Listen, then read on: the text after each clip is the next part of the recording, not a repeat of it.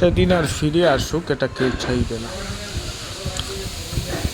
অত্যন্ত দুঃখের এবং কষ্টের সেই দিনগুলা, যাদের বাড়ি প্লাবিত হয়েছিল এবং যারা এই দুর্ভোগের শিকার হয়েছিল কেবল তারাই বুঝে কত কষ্টের ছিল সেই দিনগুলা।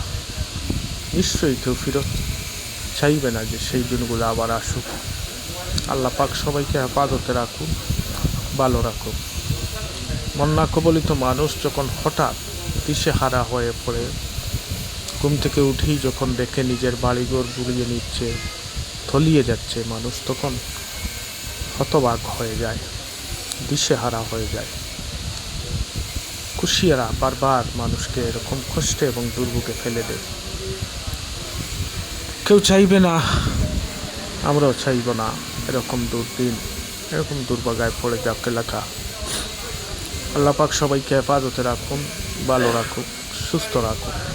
কুশিয়ারা নদীর বেড়িবাঁধ নির্মাণ হচ্ছে, আল্লাহ পাক সবাইকে হেফাজতে রাখুন। বিশেষ করে নদী তীরবর্তী মানুষদের কষ্ট, সেদিনের কষ্ট দেখলে এখনো বিমূর্ত হয়, গা শিওরে উঠে। শত কষ্টের পর মানুষরা আর চাইবে না এরকম দুর্দিন হোক।